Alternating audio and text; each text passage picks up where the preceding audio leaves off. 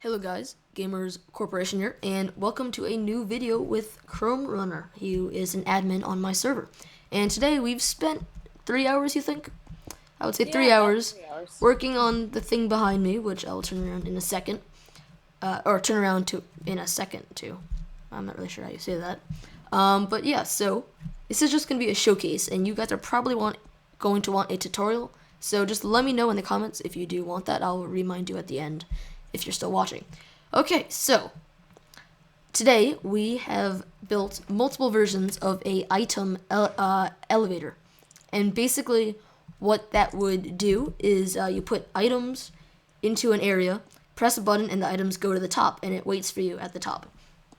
So when we first started, I came onto the server and Chrome Runner was already building this. So this was the concept elevator version 0.1. This is basically what we wanted to happen.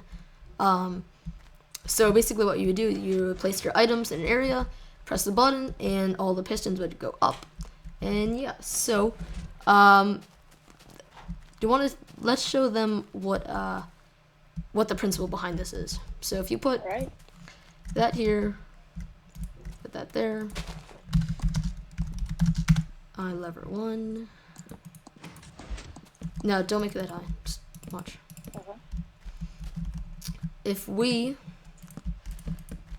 Okay, so basically what the basis of this is if you throw an item in, when you flick a switch, it goes up. And we thought that why can't we do that automatically when you press a button and it all goes up? So that was the basis of why we did all of this. And yeah, so that was why we did that. Is it raining? Oh, no, I turned it off. Okay, so that's the basis of everything that we've done here. And there are a few exceptions to this rule, and we'll discuss that later. But yeah, so this is the concept elevator version 0.1, where you place your items, then once you're done that, you press the item elevator, and it goes to the top and stays there.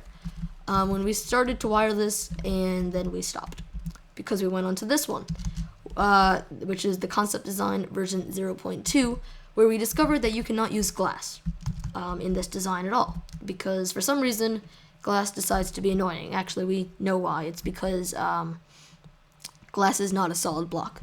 But yeah, so you can't use glass. That was kind of annoying, so we just encased it in iron. Yeah, that's what we did there. We have a different design here. We just have this little water source, and we started to build this piston area here, but we decided to separate it. And this was our wiring for the design of version 0.2.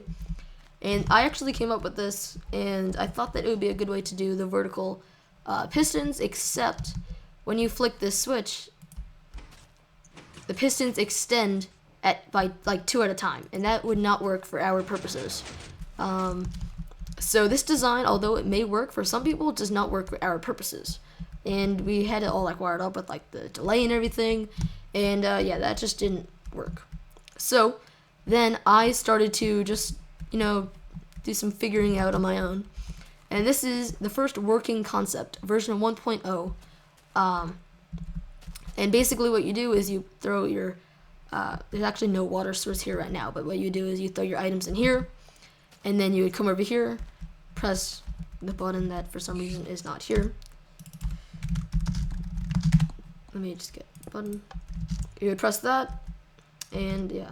So it's not working for some reason, but that's okay, because we're not using this. But basically what happened here was it did work once upon a time, and I kind of did it in like a circular way. It was kind of large. I'm not really sure what the exact dimensions of this are, but although it's narrow, it is very long, and the button's not in a good place, and we just decided this was not a good idea. So basically, this one over here is version 1.1, where we cleaned it up and made another working concept. You place your item in there, it goes down, you find the button, because I can't find it. Here's the button, Right. and then we press the button, and it goes up. And I don't think I waited long enough. But again, there's the same issue here, where the circuit that we made, it keeps going around and around, and that didn't work. So this eventually it once did work, but not completely. So this was just a cleaned up version of that. So we decided this was not good enough either. So we continued. And I came up with this design. And this design is, I think we figured out that these dimensions are 1, 2, 3, 4, 5, 6, 7 by 1, 2, 3, 4, 5. 7 by 5, and that's just the wiring part. That's not even the water. So over here, this design, just the wiring and not the water part, which is over here, is 1, 2, 3 by 1, 2, 3. So it's 3 by 3 and as high as you want, of course. And this area over here and down there is basically just how you actually activate it. So if you really want to be official with it, it is 5 by 3. Or really 5 by 5 if you count this area down here. So this design was 5 by 5. That was 5 by 7. And this is with all of the buttons and stuff. So this one is clearly a lot smaller. This is what it looks like. It looks a lot better. This is version 2.0 of our compact elevator. And basically what you would do, let's get some apples. Apple 64. Okay, so let's throw the apples in. And basically you have to wait for the apples to go down into that little area over there. Otherwise the piston will not pick it up. So you press the button, and then let's just go to the top. What should happen is that the apples come out, and we have all 64 apples. So this is 100% efficient, and this was really good. When we figured this out, we were really happy. But again, we were not happy enough. I think that seems to be the moral of this story. We did not like this enough. So we decided to do even better. So we went on to this one over here, and this is our model that we have right now. This is the elevator with floors and with indicator lights and everything, a version 3.0. And the back over here, it is bigger because we do have these indicator lights, which allows you to choose what floor you want. So this is definitely bigger, although the same design over here is the same. It does have all this vertical wiring in order for the floors to like activate.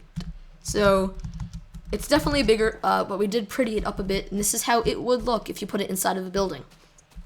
So again, version 3.0, there would be instructions on this wall. There's first floor, second floor, third floor, and if you press accordingly, it will switch with the indicator lights and with the actual door. So, I'd like to mention real quick, we dressed this up so it looks like it's in a building. But this can be used with many different purposes. For example, let's say you have a mob grinder below your house. Once all the loot is dropped, it can go shoot all the way up into your house. Yep. So, yeah, we just prettied this up a bit. Of course, it could be prettied more. This is just our taste. The things that do have to say is basically this part, and of course the internals. So we have a couple more switches in here. We have a push items up, place items in water. This is a toggle water, so you could actually stop the water flow if you want to, or you could enable it again. Again, first floor, second floor, third floor. So I'm gonna put in 64 apples, and there is a bit of a dead zone, but then it does move along. So you could practice your throws if you want to not have that dead zone, but I think it's fine. So we have the first floor selected. We could click the push items up, and you see it goes. So now we're gonna go up to the first floor. And first floor, pick up items here. And you see the items are waiting for us, and we have 64 apples again.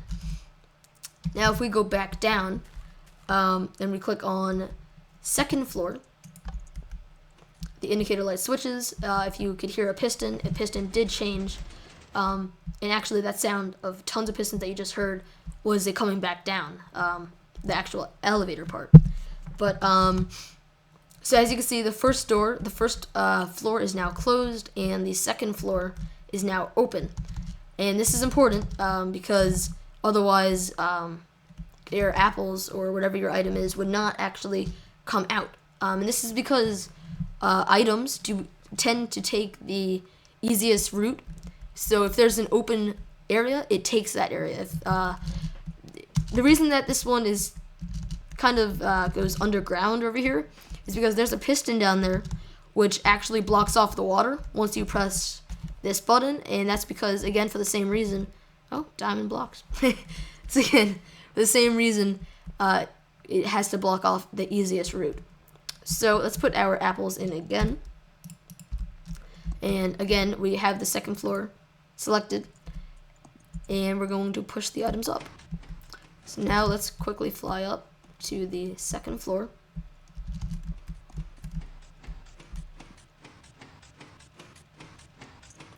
And here we are. So we're going to take this, and I actually think that it went into my inventory part, so I did not see it, but we do have it. It may not seem like we have it, but that worked. Let me get more apple. We'll get 42. Oh, the apples are back down there. Let's try that again. So of course, this is not always, it's not always going to bring in all of your items, but it is pretty close to being 100% efficient. See, it did make it there, and yeah. So sometimes it is a bit, I don't know, it kind of gets a bit finicky on you, I guess that's the word, but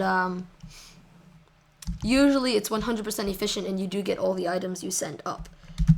Let's get sponge this time. We'll take 23 sponge, and we're going to select the third floor. And now we are on selected the third floor, and what this means is, before we just put the items in, what this means is that the first door is closed, the second door is closed, but the third door at the top is open. So if we go down here and put the items in,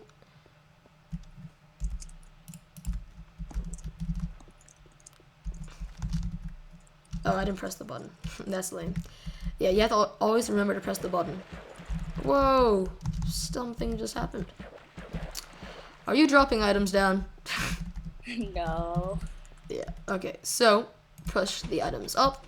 They start going up, and this might take a while to get up here because it is very high up where we are right now. So let's just wait a bit, and while we're waiting, hope you're enjoying this video because we spent a lot of time on this. Okay, so here our items are. We take it, and you see that one of them actually did fall down, and that is probably because there were too many items there.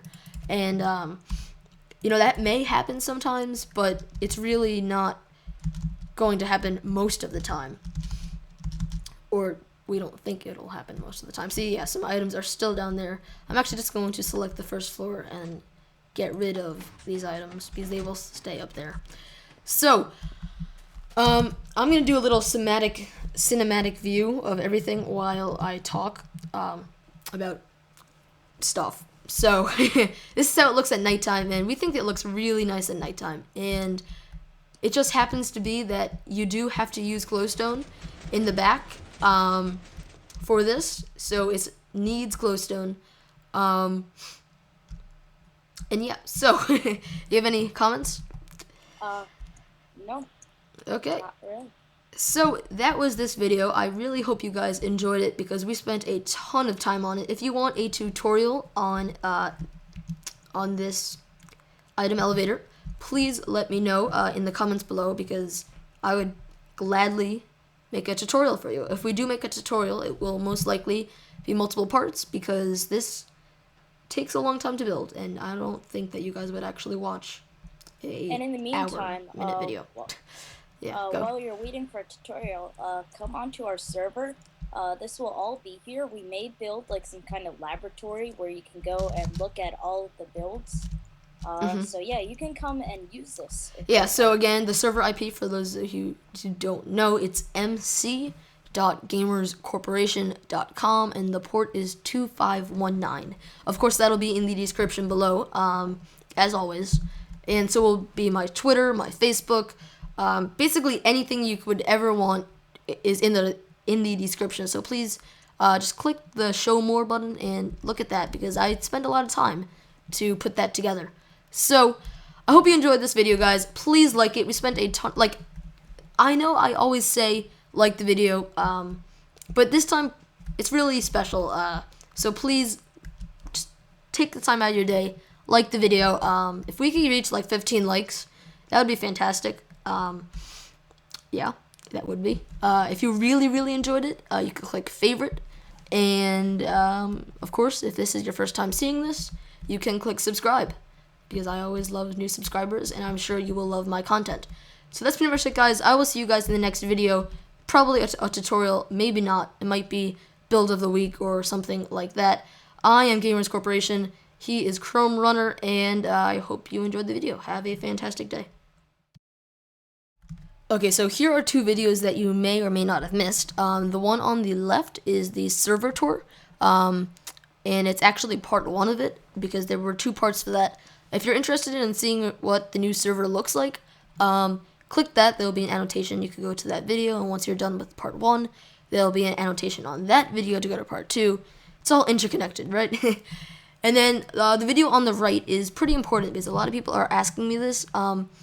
How to protect your home or your land, and it's done using a plugin called Residence. And so just click the box on the right, or the video on the right for that, and the video on the left for the server tour. So that's it. I'll see you guys in the next video. Click subscribe in the middle bottom-ish area if you want to subscribe. It's a very easy like or subscribe button. And thanks for watching. So I'll see you guys in the next video, and have a nice day.